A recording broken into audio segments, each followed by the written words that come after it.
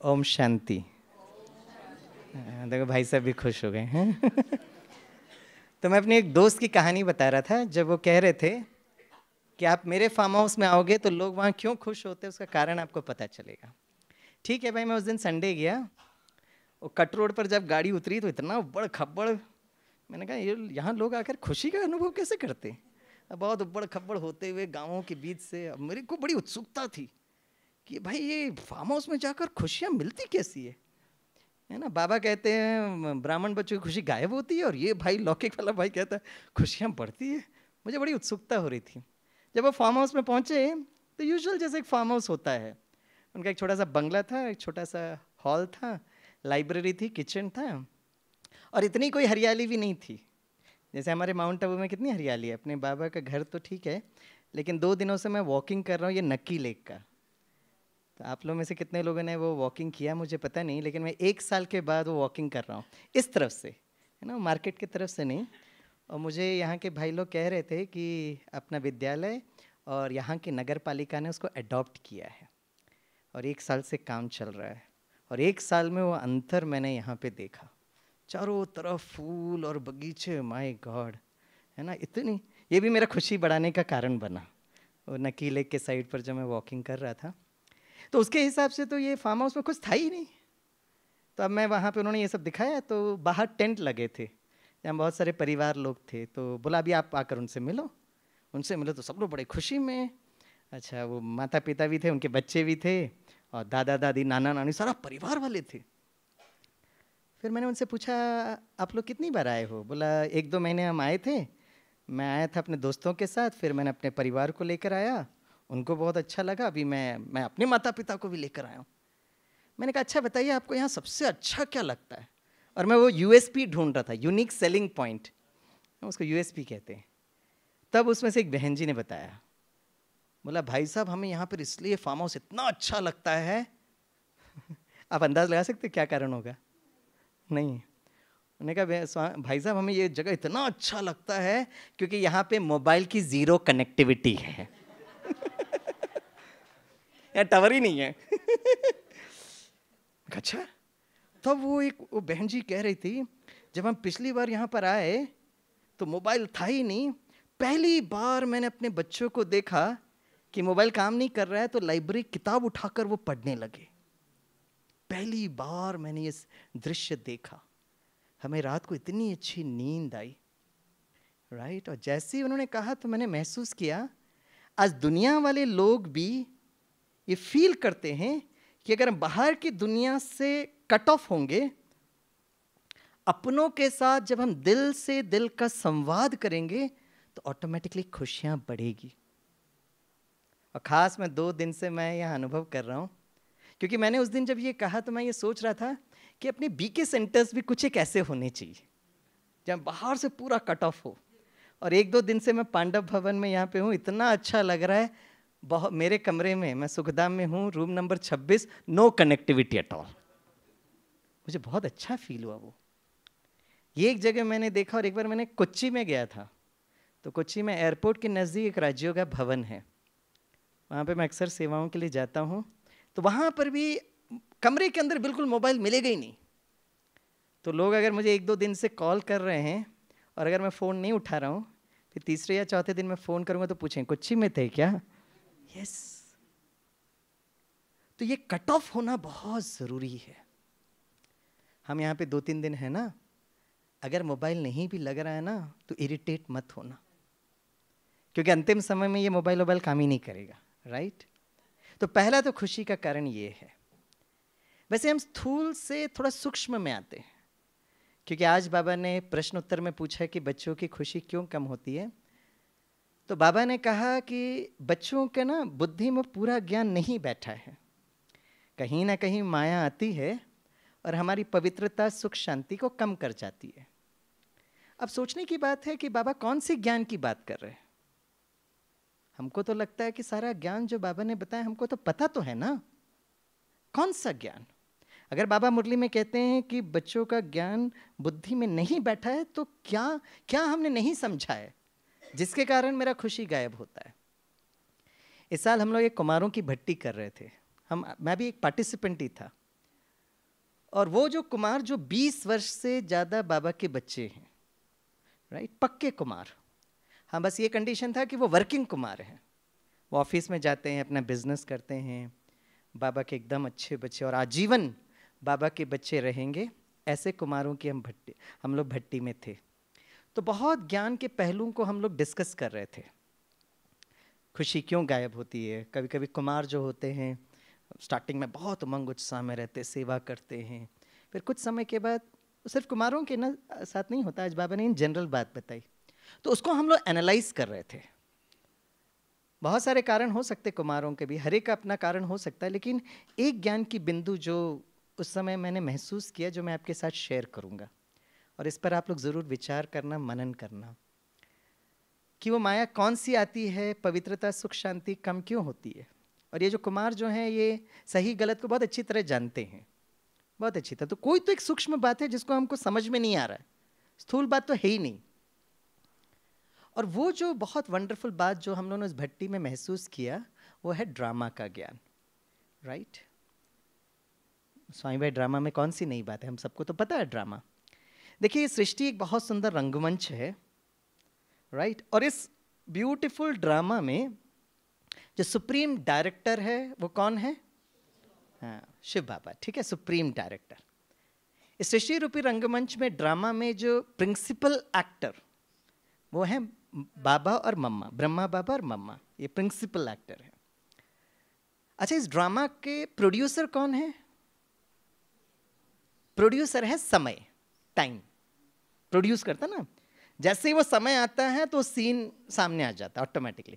5000 वर्ष पहले भी हुआ था, अभी भी होगा, 5000 वर्ष के बाद भी हुआ। समय आते ही साथ वो सीन सामने आएगा। तो हमारे सृष्टि रूपी ड्रामा में प्रोड्यूसर इज अ टाइम, ठीक है। तो फिर से आप बोलिए, सुप्रीम डायरेक्टर कौन है? शिव बाबा। प्रिंसिपल एक्टर कौन है? मम्मा बाबा, ठीक है। प्रोड्यूसर कौन है? समय। आप कौन हो? अरे ऐसे ही थोड़ी ना एक्टर। ओ भाई जी, सामने बैठकर आप विशेष हो भाई। एक्टर के पहले बाबा ने कहा है, सारा दिन खुशी होना या नहीं होना ये हमारे हाथ में है। अर्थात हम जो है ना, हमारे इस मूवी के लिए हम स्क्रिप्ट राइटर हैं। हम अपना स्क्रिप्ट लिखते हैं, आज सारा दिन मेरा रोल कैसे होगा। तो आप कौन हो? Script writer. अब आप खुद इस सृष्टि रूपी ड्रामा के स्क्रिप्ट राइटर हो, तो आप अपने आप को कौन सा रोल देंगे? सिर्फ एक्टर नहीं बोलना, थोड़ा नशे के साथ बोलो। कौन सा रोल देंगे? हाँ भाई, हीरो पर। ओ भाई जी, कौन सा रोल देंगे?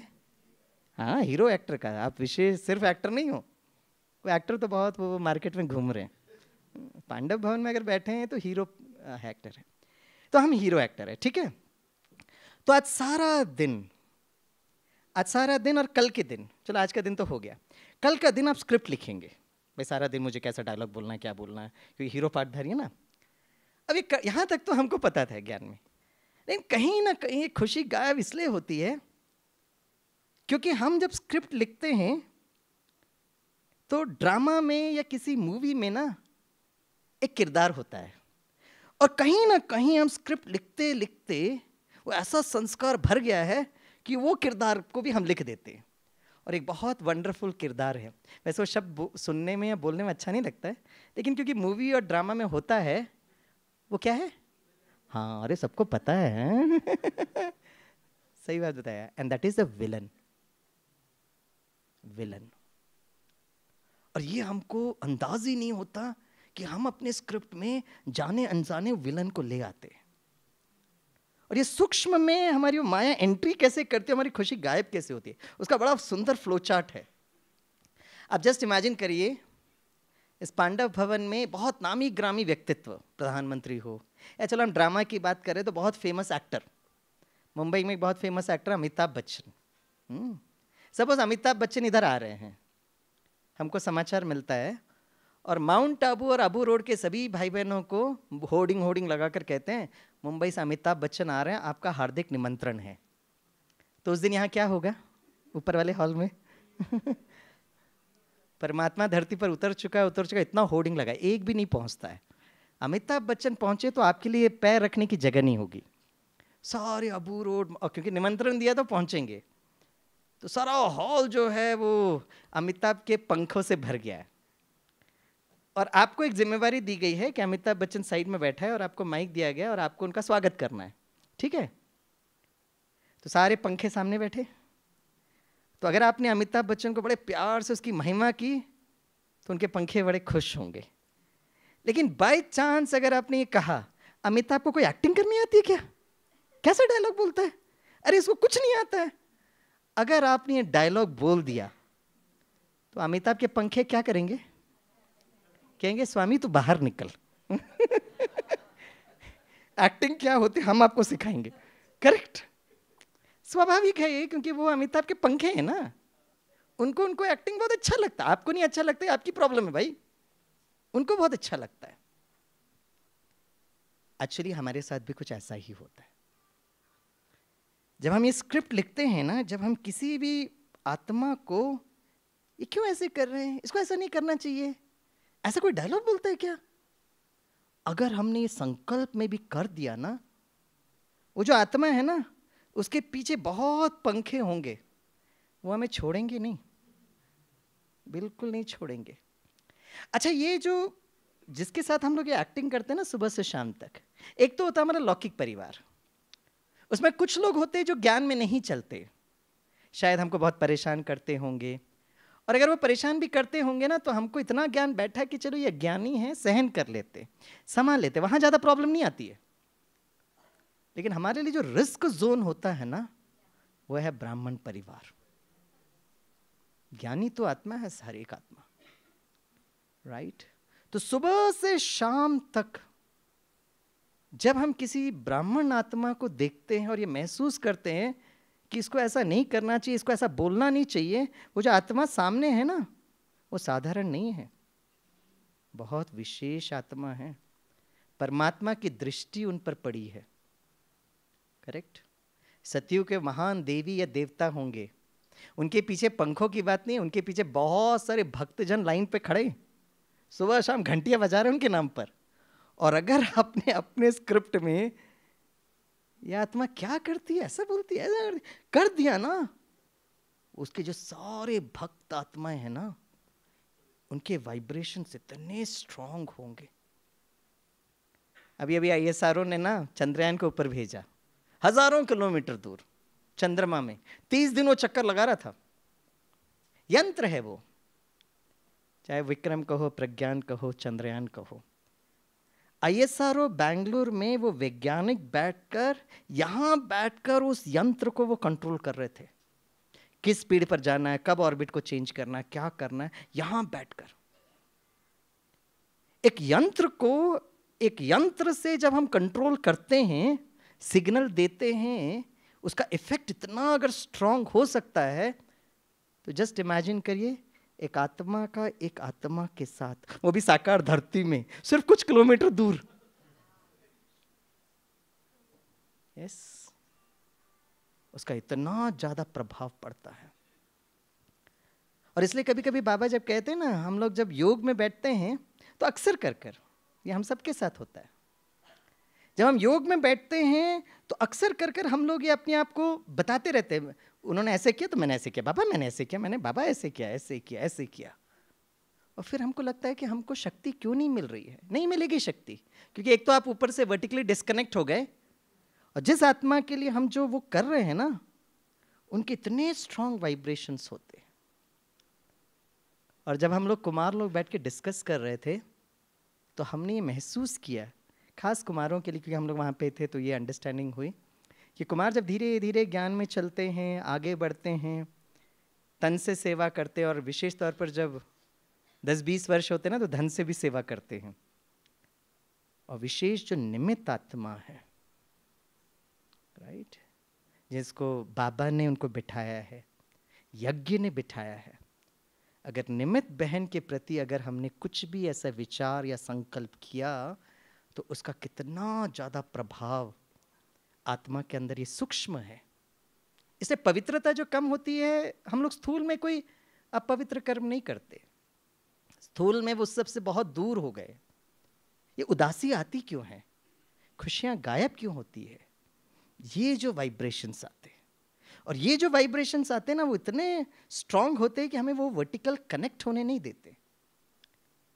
इसलिए इस साल की वो स्टार्टिंग में जब हम लोग 18 जनवरी को भट्टी कर रहे थे ना, तो सभी कुमारों ने एक प्रतिज्ञा की, और हम लोगों ने सबने प्रतिज्ञा की कि अब कुछ तो परिवर्तन करना है। स्थूल में तो सब हो गया, वो सूक्ष्म को चेक कर कर उसको ठीक करना है, क्योंकि अब समय बहुत कम है। और हम सब कुमारों ने ये प्रतिज्ञा की, आज के बाद कभी भी सेंटर के निमित्त आत्मा या यज्ञ के जो भी इंचार्ज, चाहे मधुबन में हो, चाहे, क्योंकि ऐसे कुमारों का मधुबन में भी विंग्स के साथ भी लेन देन होता है, सेंटर की बहनों से भी होता है, तो हम लोगों ने सबने प्रतिज्ञा की कि कभी भी किसी निमित्त आत्मा के प्रति हम लोग आपस में डिस्कस नहीं करेंगे।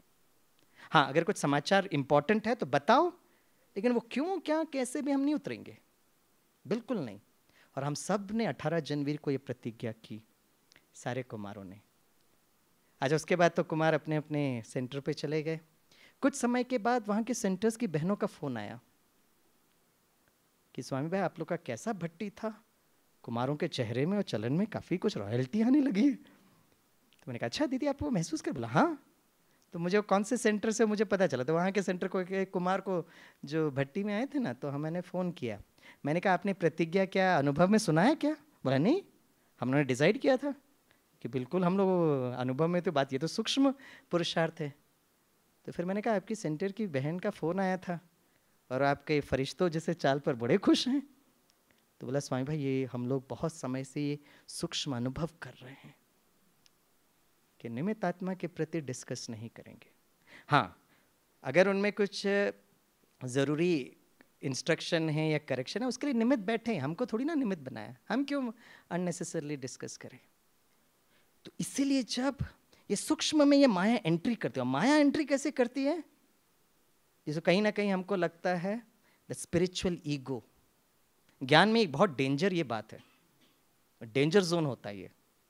स्टार्टिंग में हम लोग छोटे बच्चे की तरह घूमते फिरते एकदम उड़ते हैं, लेकिन धीरे धीरे जब जिम्मेवारी बढ़ती है ना, और बढ़ेगी भी ज़रूर, तो कहीं ना कहीं ये स्पिरिचुअल ईगो, आध्यात्मिक अहंकार, और ये हमको पता भी नहीं चलता है, लेकिन ये हमारे बोल में, ये हमारे व्यवहार में भी अगर नहीं आता ना, तो बहुत संकल्पों में आता है।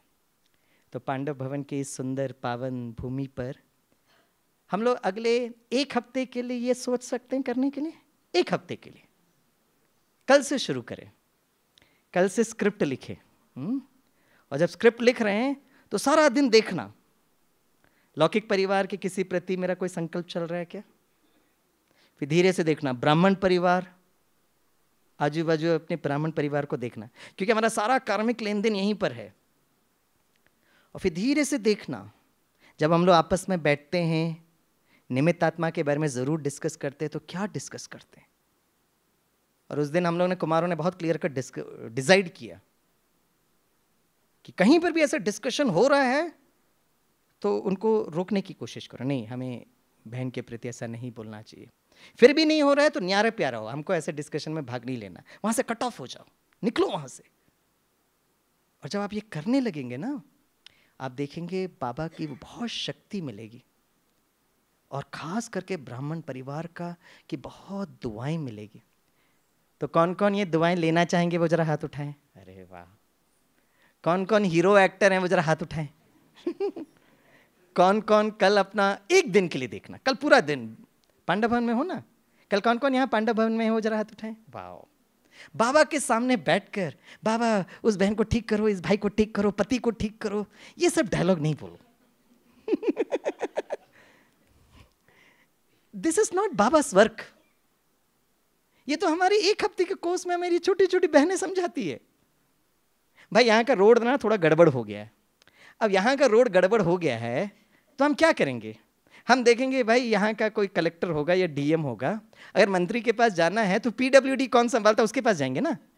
ऐसा थोड़ी ना है कि यहाँ का रोड खराब है, हेल्थ मिनिस्टर के पास जा रहे हैं कि भाई यहाँ का रोड खराब हो गया, वो कहेगा आपका नट बोल्ट लूज हो गया क्या, रोड खराब है, आप हेल्थ मिनिस्टर के पास आ रहे हो, आप पीडब्ल्यूडी मिनिस्टर के पास जाओ ना। उसी तरह बाबा हमें क्या देता है, बाबा हमें लाइट और माइट देता है, शक्ति देता है। और हम बाबा को कह रहे, बाबा मेरा पति का गोदरेज का ताला बंद हो गया, आप उसको जरा खोलो ना, हाँ, एक दिल का संवाद आप जरूर करिए, जरूर करना, ये नेचुरली, आप बाबा को इससे बड़ा अच्छा भी लगता है। लेकिन आप हमें करना क्या चाहिए? परमात्मा क्या चीज दे सकता है वो बताओ।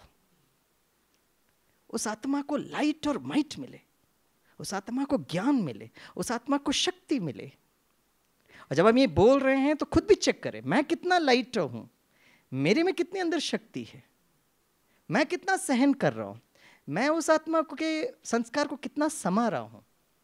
तो कल सारा दिन राइट अपना स्क्रिप्ट लिखेंगे, तो अपना स्क्रिप्ट लिखते वक्त ये महसूस करिए कि मैं वो विशेष वंडरफुल हीरो पार्टधारी हूं जिन्होंने इस प्रिंसिपल एक्टर ब्रह्मा बाबा के साथ पार्ट बजाया। इस यज्ञ का मैं एक पार्ट हूं, आने वाली नई सतयुग की दुनिया में वह आने वाला हूं। अच्छा लगता है ऐसा स्क्रिप्ट लिखना?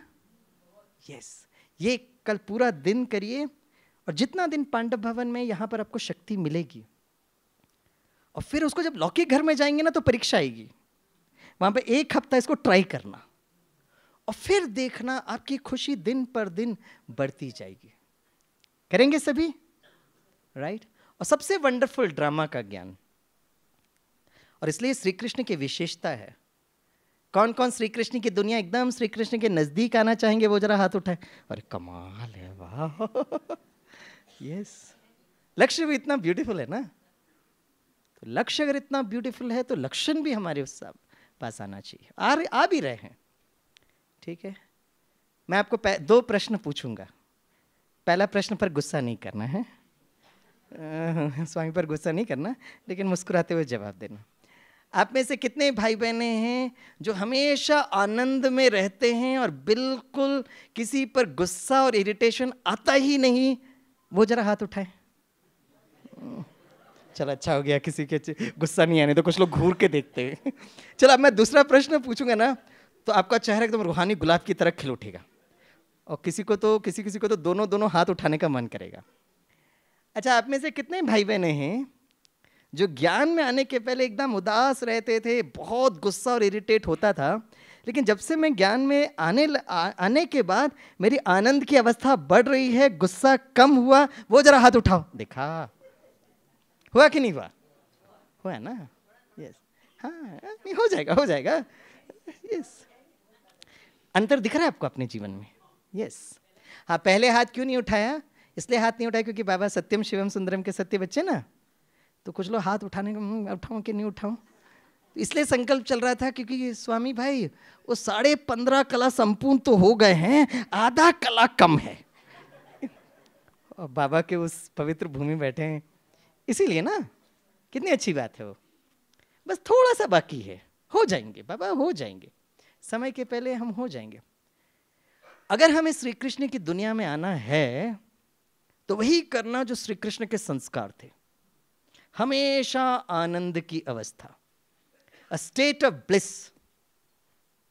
इसलिए आप देखेंगे श्री कृष्ण की अगर हम भक्ति मार्ग की कहानियां भी सुने ना, तो जन्म लेने के पहले प्रॉब्लम, लेकिन कभी श्री कृष्ण का बेचारा टेंशन में या स्ट्रेस में देखा क्या? नहीं देखा। और ये ब्रह्मा बाबा की जीवन कहानी आज हमारे लिए कितना सहज है। अबू रोड पहुंचते हैं तो प्लेटफॉर्म के साइड पर हमारा अपना जगह है, अपनी गाड़ी है, आराम से इधर आ जाते हैं, सब कुछ, ये हमारा भाग्य है। अच्छा फील करो। लेकिन जो बाबा ने, मम्मा ने, दादियों ने जो सहन किया ना, जैसे कभी कभी बाबा मुरली में लिखते हैं ना, तो बड़ा अच्छा लगता है कि बड़ों को आप सम्मान करो, आदर करो। जो हमारे यज्ञ के जो पुराने हैं ना, बहुत स्नेह, बहुत प्यार, an attitude of gratitude। इसलिए बाबा के सामने कितनी भी परीक्षाएं हैं, कहानियां आपने और हमने सुनी हैं, हलचल नहीं, बिल्कुल हलचल नहीं। इसलिए आप देखेंगे है ना, जब हम शिव बाबा का भी, जब पहली बार शिव बाबा ब्रह्मा बाबा में आए ना, तो क्या अपना परिचय कैसे दिया? प्रकाश स्वरूपम शिवो अहम, ज्ञान स्वरूपम शिवो अहम, आनंद स्वरूपम शिवो अहम। Correct? That is the final stage. तो जब हम आत्मा की बात करते हैं तो आत्मा ज्ञान स्वरूप, फिर आत्मा में पवित्रता, शांति, प्रेम, सुख, शक्ति और आनंद। यह आनंद इज वेरी इंपॉर्टेंट। ऐसे सुख और आनंद में क्या अंतर है? कभी कभी ये डिफरेंस समझ में हमको अगर समझना है।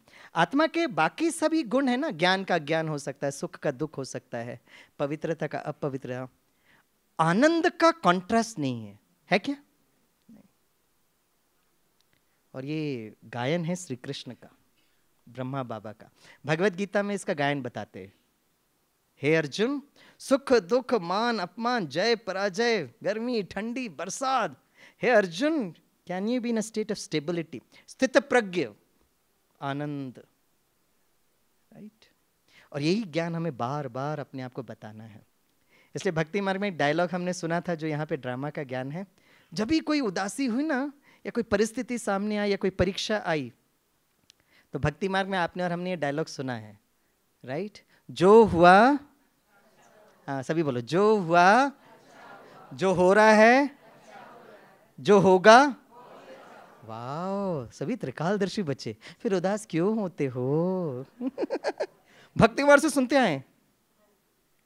मैं बस आपको एक छोटा सा अनुभव बताकर आपको मैं एक नई, है ना, ओणम का एक गिफ्ट भी देता हूँ, ठीक है? यह अनुभव मुझे बहुत अच्छा लगता है। काफ़ी वर्ष पहले की बात है कि हम लोग एक तनाव प्रबंधन कैंपेन में थे। तो हमको मधुबन से ट्रेनिंग दी गई थी कि आप जहाँ जहाँ जाते हो ना, तो तनाव प्रबंधन कैसे करना होता है। और बोला समय का ज़रूर ध्यान रखना, क्योंकि समय से ज़्यादा बोलते हो ना तो लोगों का ब्लड प्रेशर बढ़ता है, राइट? तो समय पर स्टार्ट करना और समय के पहले छोड़ देना, है ना, तो लोगों को अच्छा लगता है। तो ये हमको सिखाया गया था, है ना। तो आज भी मैं आपको ना 5 मिनट पहले छोड़ दूंगा, है? मैं समय पे शुरू किया, पहले छोड़ दूंगा। अच्छा, ठीक है ना। तो हमको ये ट्रेनिंग दी गई थी, जितना समय है ना उस समय के आधार पर करो आप। आपको अगर अच्छा स्पीकर बनना है तो हम उस समय ज्ञान में नए नए थे, तो हमने एकदम ये पकड़ के रख दिया, जो वो बोलेंगे ना उतना ही समय बोलना हमको। अच्छा, स्कूल में, कॉलेज में, इंडस्ट्री में घूमते घूमते घूमते हमारी से वो सारी टीम थी, तो हर एक को अपनी रिस्पॉन्सिबिलिटी थी। किसी को वोट ऑफ थैंक्स, किसी को परिचय, जैसे होता है। तो हम लोग ना एक सेंट्रल जेल में गए। तो सेंट्रल जेल में सारे कैदी भाई लोग बैठे थे, हम सारे भाई लोग भी बैठे थे, बहनें बैठी थी। तो मेरे हाथ में माइक मिला, तो बीके भाई जो कोऑर्डिनेटर था ना, मेन भाई, उसको मैंने धीरे से पूछा कितना समय है मुझे बोलना है। तो भाई ने कहा वैसे ही आपकी टीम लेट पहुंची है, और स्वामी भाई आपका एक कॉलेज में बच्चे बैठे हैं, आपको फटाक से जाना है, क्योंकि आप यहाँ पर आ गए हो तो 1 मिनट में तनाव प्रबंधन करो और निकलो। अब कभी कभी क्या होता है, गाड़ी जो होती है ना, बोलते बोलते हमारी गाड़ी भी चंद्रयान की तरह ऑटो मोड पे आ जाती है, अपने आप चलने लगती है।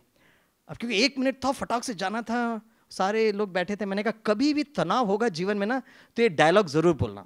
हाँ सभी मेरे साथ बोलो, जो हुआ अच्छा हुआ। जैसे ही बोला ना, वो बीके भाई मुझे पीछे से खींचता और कहता है, स्वामी भाई क्या बोलते हो, सेंट्रल जेल में आए हो, सारे कैदी भाई लोग बैठे हैं, जो हुआ अच्छा हुआ। अरे कुछ तो कॉमन सेंस होना चाहिए ना। अब गाड़ी ऑटो मोड में थी, जब तक मैंने ब्रेक लगाया ना गाड़ी फिसल गई, और जब तक मैंने ब्रेक लगाया जो हुआ अच्छा हुआ तो हो गया था। अब मुझे समझ में नहीं मैं करूं तो करूं क्या, और मेरा ब्लड प्रेशर बढ़ने लगा। बाबा मैं क्या करूं? और ऐसे समय में सचमुच दिल से बाबा को याद करते ना, बाबा मदद करता है। अचानक उसमें से एक भाई खड़ा हुआ, बोला भाई साहब आप डायलॉग पूरा करो और स्टार्टिंग से बोलो। और मुझे इतनी बेचैनी हो रही, तो मैंने बीके भाई को देखा, मैंने कहा क्या करूं? तो उसने मुझे धीरे से मेरे सामने आकर कहा, नजदीक आकर, अभी बाहर निकलना है ना, तो जैसे वो बोल रहे वैसे करो। अब मैंने कहा अच्छा, मैंने कहा आप सभी बोलो मेरे साथ, जो हुआ। मुझे भी सेंट्रल जेल में बंद हुए, जो हुआ अच्छा हुआ। जो हो रहा है, जेल का दाल चावल खा रहे, अच्छा हो रहा है। अब ये शुभ भावना रखी कि भाई सभी छूट जाए।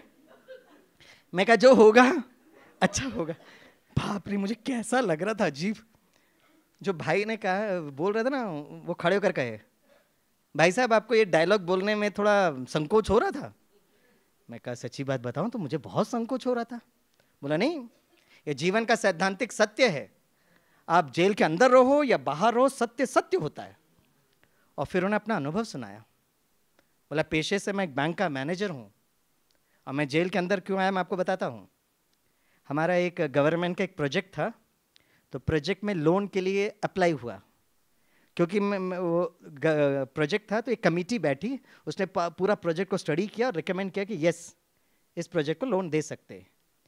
और क्योंकि मैं बैंक का मैनेजर था, सारा कुछ ओके ओके मेरे पास आया तो मैंने साइन किया, भर में काम साइन करने का था, कमेटी ने ओके किया। कुछ समय के सरकार बदली, सारा कमेटी विजिलेंस में बैठी, सारी कमेटी अंदर, क्योंकि मैंने साइन किया था मैं भी अंदर। अब जेल के अंदर आए तो इतना गुस्सा, इतनी नाराजगी कि मैंने कुछ नहीं किया भाई, कमेटी ने ओके किया, मेरा काम था साइन करना, मैंने साइन किया, मुझे क्यों अंदर लेकर गए। इतना गुस्सा, इतना नाराजगी। तो एक दिन उनको जेल में अनाउंसमेंट हुआ कि रक्षाबंधन के दिन ब्रह्मा कुमारी बहनें आप सभी को राखी बांधने के लिए आएंगे, तो आप ज़रूर उस प्रोग्राम में आना। तो ये भाई अपना अनुभव सुनाते हैं, जैसे ही मैंने अनाउंसमेंट सुना मुझे इतना वो फील हुआ, क्योंकि हर साल ये ब्रह्मा कुमारी बहनें मेरे बैंक में रक्षाबंधन के प्रोग्राम के लिए आते थे। एक साल भी मैंने उनको अंदर आने नहीं दिया, अब मैं खुद अंदर हूँ वही बहनें राखी बांधने के लिए आ रहे हैं। बहुत फीलिंग भी हुआ, बहुत पश्चाताप भी हुआ।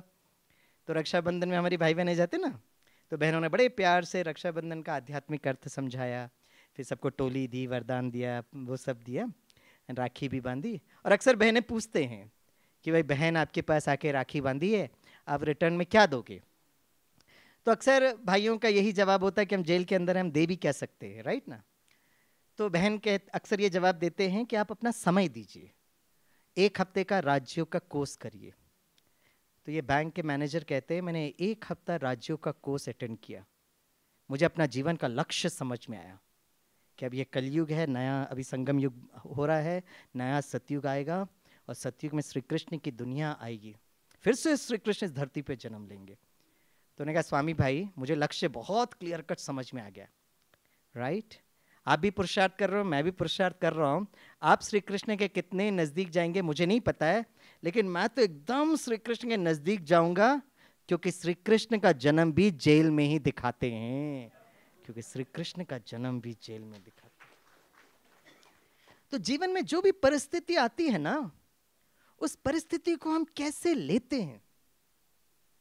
आज बाबा ने स्कॉलरशिप की बात कही है ना, अगर स्कॉलरशिप मिलेगा, राइट, परीक्षाओं से डरो नहीं। आजकल ये जो एग्जाम होता है ना, जैसे कैट एग्जाम होता है, जीमैट होता है, जीआरई, आईएएम्स के लिए एडमिशन होता है ना, तो ये पूरा यूपीएससी को तो लेकिन ये जो कुछ फॉरेन यूनिवर्सिटीज के लिए जो एग्जाम होते हैं ना, यूपीएससी का भी ट्रेंड चेंज हो रहा है। पहले हम लोग को नोटबुक और पेन से एग्जाम लिखते थे, आजकल उससे नहीं लिखा जाता है। आजकल कैसे लिखते हैं, आजकल सब ऑनलाइन एग्जाम होता है। और खुशी की बात है कि आप जब तैयार हो तब आप एग्जाम लिख सकते हो। अच्छा लगता है ना, नहीं तो बच्चा पूरा 1 साल पढ़ाई करे और जब एग्जाम के नज़दीक आए तो तबीयत खराब हो गई तो बेचारे को एडमिशन नहीं मिलता है। वो 3 घंटा वो कैसे लिखता है, तो बड़ा स्ट्रेस होता है बच्चों पर। लेकिन आजकल आपने ऑनलाइन किया, 6 महीने में आप कभी भी जब मन चाहिए उसके डेजिग्नेटेड सेंटर पे जाइए, पासवर्ड लॉगिन करिए और आप एग्जाम लिखिए। अब जस्ट इमेजिन करिए एक दिन आप एग्जाम लिखने के लिए जा रहे हो, करेक्ट, आप पासवर्ड लॉगिन करते हो, आपके सामने एक पहला प्रश्न आता है, जस्ट महसूस करिए आपने उसका उत्तर सही उत्तर दिया, तो कंप्यूटर क्या करता है, उससे कठिन परीक्षा पर आपको लेकर जाता है, कठिन प्रश्न पर लेकर जाता है। अगर आपने उसका भी सही जवाब दिया तो कंप्यूटर क्या करता है, उससे ज्यादा कठिन पर लेकर जाता है। वो भी आपने सही जवाब दिया तो कंप्यूटर क्या करता है, उससे ज्यादा कठिन। अब आपकी बाजू में दूसरा विद्यार्थी बैठा है, राइट, वो अपना पासवर्ड लॉगिन करता है, उसको एक प्रश्न आता है, राइट, सपोज उसने गलत उत्तर दिया, तो कंप्यूटर क्या करता है, उससे ज्यादा सहज प्रश्न पे ले आता है, वो भी गलत, उससे सहज, वो भी गलत, उससे सहज। कुछ समय बाद कंप्यूटर कहता है टाइम अप हो गया भाई, वो कहता है अभी रिजल्ट देता हूं मैं आपको, वेट करो। तो आप धीरे से वो बाजू वाले विद्यार्थी से पूछते हो कैसा एग्जाम था, वो बाजू वाले कहेगा बाप रे आज आनंद ही आनंद, कितना अच्छा एग्जाम। फिर वो आपसे पूछेगा तेरा एग्जाम कैसा था, तो आप कहोगे पता नहीं आज किसका मुंह देख के मैं बाहर निकला। और कुछ समय बाद कंप्यूटर रिजल्ट देगा, बताइए कौन पास होगा, आप पास होंगे या बाजू वाला वो विद्यार्थी पास होगा, कौन पास होंगे बताइए, कौन पास होंगे। हाँ, उसमें ज्यादा बुद्धि लगाने की जरूरत नहीं है आप ही पास होंगे, आप ही पास होंगे। आज एक कलियुगी यूनिवर्सिटी में एक डिग्री के लिए अगर ये मापदंड है तो बताइए, अगर सतयुग में हमको विशेष पद पाना है, इसलिए तो बाबा और मम्मा का, दादियों का पद ऊंचा होगा, क्योंकि उन्हें परीक्षाएं दी। आज हम और आप क्या परीक्षा दे रहे हैं? क्या, कौन से एग्जाम लिख रहे हैं हम? कुछ नहीं। सारी दुनिया आज ब्रह्मा कुमारी इसको जानती है, गवर्नमेंट इस बात को महसूस करती है, राइट? इसलिए हमें इस परीक्षाओं से डरना नहीं है। परीक्षाएं तो बहुत सहज हो जाएंगे, पार हो जाएंगे, लेकिन जरूर जरूर होंगे, क्योंकि बाबा की शक्ति है। लेकिन कोई ऐसा पुरुषार्थ करना है जो बाबा कहते हैं ना, और कुछ याद ना आए, सिर्फ बाबा मुझे याद आए।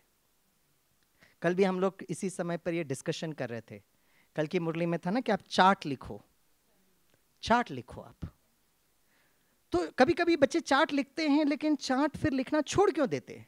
तो हम लोगों ने कुमार भट्टी में एनालाइज किया कि 20 वर्ष से ज्यादा हम ज्ञान में चल रहे, कितना समय हमने चार्ट लिखा, कितने समय के बाद वो चार्ट लिखना छोड़ा। अगर चार्ट लिखना छोड़ रहे हैं तो उसके पीछे कारण क्या था? What was the real reason? और रियली आलस्य और अलबेलापन तो था ही नहीं, वो कारण तो था ही नहीं। हमने ये महसूस किया कि चार्ट लिखना इसलिए हम लोगों ने रोक दिया, क्योंकि अक्सर कर कर याद कैसे रखना है उसका चार्ट बाबा लिखने के लिए कहते हैं, दैट इज मोर इंपॉर्टेंट। तो जब हम बैठ रहे हैं बाबा को याद करने के लिए, हमको टाइम क्वांटिफाई करना इजी होता है। आज मैं अमृत वेला पौन घंटे बैठा, या आधा घंटा बैठा, या 15 मिनट बैठा। नुमा शाम मैंने आधा घंटा किया।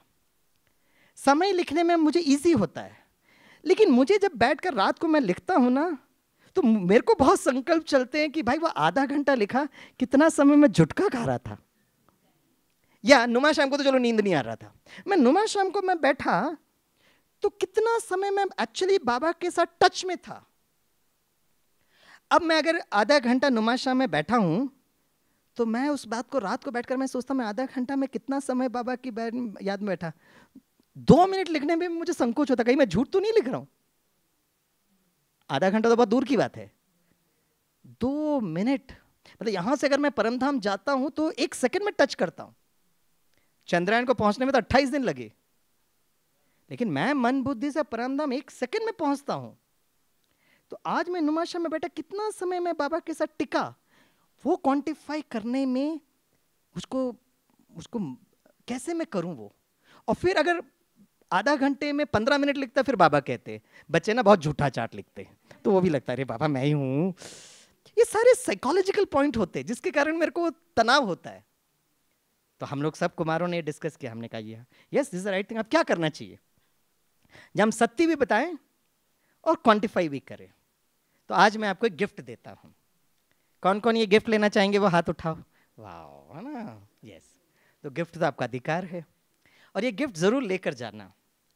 और ये गिफ्ट है एक ऐसा सीक्रेट, और वो है अष्टरत्नों में आने का सीक्रेट।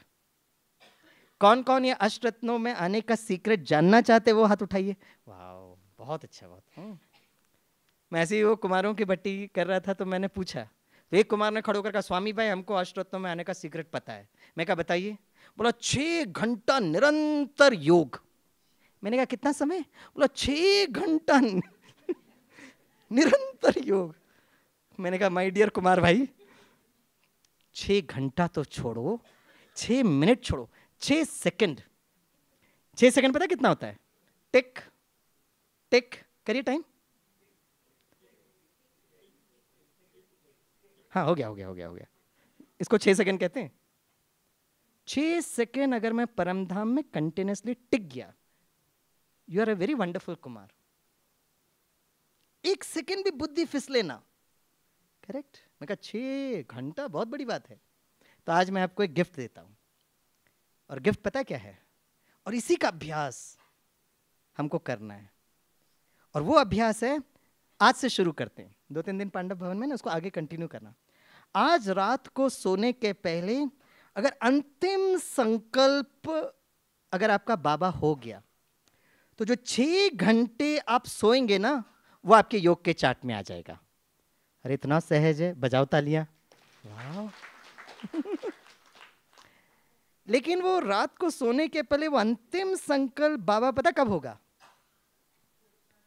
जो दादी जानकी जी का महामंत्र है, 2-3 दिन है ना, अगर फोन नहीं लग रहा है ना, तो ये महामंत्र जपो।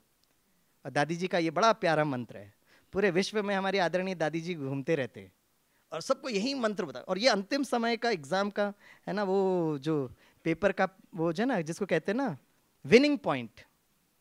हाँ, और वो मंत्र है, सभी मेरे साथ बोलिए, मेरे बाबा। थोड़ा जोर से बोलिए। अरे बाबा डराओ नहीं ना बाबा को, आप लोग तो डरा देते हो। थोड़ा प्यार से बोलिए ना, मेरे बाबा। और थोड़ा प्यार भरिए, मेरे बाबा, मीठे बाबा, प्यारे बाबा, शुक्रिया बाबा। तभी मैं 2-3 मिनट में छोड़ दूंगा ट्रैफिक कंट्रोल की वजह से। अब जाएंगे ना, मेरे बाबा, मीठे बाबा, प्यारे बाबा, शुक्रिया बाबा। फिर आज आप घर जब रूम पे पहुंचेंगे ना, मोबाइल देखना, नो कनेक्टिविटी, थैंक यू बाबा। अच्छा फील करना है ना, और जल्दी सो जाना, क्योंकि वहाँ पे बहुत सारे कारोबार होते हैं ना। यहाँ पे बाबा के घर आए हो ना, तो बस रात को सोने के पहले मेरे बाबा, मीठे बाबा, प्यारे बाबा, शुक्रिया बाबा, मेरे बाबा, मीठे बाबा, और खर्राटे में खर खर। और फिर दादी से मिलेंगे ना, दादी कर, दादी पांडव भवन में 6 घंटा निरंतर योग किया। तो दादी कहेंगे रात्रि भट्टी कर रहे थे? नहीं नहीं, मैं खर्राटे भर कर सो रही थी। जो इजी काम है ना, पहले वो करो, खुशी से करो, आनंद के साथ करो। ये हम लोग इस भट्टी से स्टार्ट किए, मैंने उसको बहुत चेक किया। अब मैंने क्या किया कि वो कभी कभी वो नहीं होता है, तो अभी उसका एक इजी वर्जन लेकर आए। 2-3 दिन है ना, और जो मैं खुद पुरुषार्थ कर रहा हूँ मैं आपके साथ शेयर करता हूँ। आप यहाँ पर बाबा की इस कर्म भूमि में है ना, तो कहानियाँ सुनी होगी मनोहर दादी जी से या बड़ों से, कि बाबा भी ना नोटपैड में लिखते थे, नोटबुक में, मैं आत्मा हूँ, मैं आत्मा हूँ। हम लोग स्वमान भी लिखते हैं, काफ़ी भाई बहनें स्वमान लिखते हैं। अब एक काम करिए, राइट, एक नोटबुक लीजिए, हर दिन चार्ट को कैसे क्वांटिफाई करना है। और जब से मैं करने लगा ना, मेरे को कोई तनाव ही नहीं हो रहा है, सत्य भी हो रहा है, मुझे बहुत क्लियर कट क्वांटिफाई करने में ईजी हो गया। तो आप 2-3 दिन हो ना, एक नोटबुक में ट्राई करना, ठीक है। सुबह से कभी भी अमृत वेला नुमा शाम तो आप बैठ के योग करना, सारा दिन कभी बैठते ना, नींद अगर आ रहा है योग करते हुए या कहीं पर, तो आराम से अपना नोटबुक लेना बड़े प्यार से, क्योंकि एक जो स्टूडेंट की निशानी है गुप्त पढ़ाई, तो वहाँ लिखना, नंबर 1 मेरे बाबा, मीठे बाबा, प्यारे बाबा, शुक्रिया बाबा। 2 मेरे बाबा, मीठे बाबा, प्यारे बाबा, शुक्रिया। रात को सोने के पहले आज आपने कितनी बार मेरे बाबा लिखा, क्वांटिफाई हो सकता है कि नहीं हो सकता है? एग्जैक्टली हो सकता है, 100% हो सकता है। तो क्या हमको ये साइकोलॉजिकल प्रेशर हो गया, मैं सत्य बोल रहा? नहीं, मैंने 20 बार लिखा है, 20 बार का चार्ट आ गया कि आज मैंने 20 बार लिखा है। एक दिन 3 बार होगा, कोई बात नहीं, एक दिन उसको मेकअप करो। और जब से मैंने ये लिखने लगा ना, तो मैंने देखा है मेरा बहुत ज़्यादा समय बच रहा है। अब रेलवे स्टेशन में ट्रेन का इंतज़ार कर रहे हैं, एयरपोर्ट में फ्लाइट का इंतज़ार कर रहे हैं, हम लोग क्या करते हैं, इधर उधर लोगों को देखते रहते हैं। और उस समय जब चारों तरफ हलचल है, उस समय उस माहौल में बाबा को याद करना बड़ा मुश्किल भी होता है, क्योंकि चारों तरफ हलचल है। अब मैं धीरे से अपना नोटबुक लेता हूँ, एक कोने वाला सीट पकड़ लेता हूँ, बहुत प्यार से मेरे बाबा, मीठे बाबा, प्यारे बाबा, शुक्रिया बाबा, मेरे बाबा, मीठे बाबा, प्यारे बाबा। ट्रैवल के समय पर भी मैंने देखा है कि यस, वो मेरे को ईजी हो जाता है। तो आप 1-2 दिन है ना, आप ये करिए। अरे वाह, देखो, यस। और आप यहाँ से वो चालू करेंगे ना, मेरे को एक माताजी मिली थी, उन्होंने अपना अनुभव सुनाया कि उन्होंने 16,108 बार लिखा। ये भी लिखते हैं? हाँ, अरे वाह माताजी, देखो देखो, ऐसे गुप्त पुरुषार्थी बाबा के बच्चे, राइट। तो ऐसे बाबा, ऐसे बच्चों को बाबा की दृष्टि जरूर जरूर पड़ेगी। हाँ, तो इस माताजी के लिए जरा जोर से तालियां बजाइए। वाह, बाबा कितना खुश होता होगा। तो बाकी सभी हम इनसे सीखें, राइट। थैंक यू बहन जी, आप प्रत्यक्ष प्रमाण हो यहाँ पर। और जब आप ये लिखेंगे ना, अच्छा, फिर एक माताजी मिली, उसने कहा मैं 16,108 बार तो लिख चुके हैं, अब मैं 16 बार 16,108 बार लिखूंगी। बाबा, मैं कहा तब तक तो नया सतयुग आ ही जाएगा। कि हर दिन का अगर आप 100 भी देखोगे, तो मैंने वो कैलकुलेट किया, it will take 5 to 6 years, 6-7 साल लग जाएंगे। और धीरे धीरे हमें रग रग में वो बाबा बैठने लगेगा, बाहर की वो कनेक्टिविटी जो कट होगी, और हम कर्म करते हुए भी बाबा की याद में रह सकते हैं। ठीक है, आप सभी से मिलकर मुझे बहुत बहुत अच्छा लगा, और विशेष बाबा को थैंक्स, इस सुंदर से यज्ञ भूमि को थैंक्स, और विशेष मुझे आप सबसे मिलने का चांस मिला, ड्रामा को भी बहुत बहुत थैंक्स। ठीक है, अभी एक काम करते हैं, हमारे पास 2 मिनट का टाइम है, और हाँ अगर मेरे पास समय होगा तो मैं, हाँ आप प्रश्न तो पूछ लीजिए।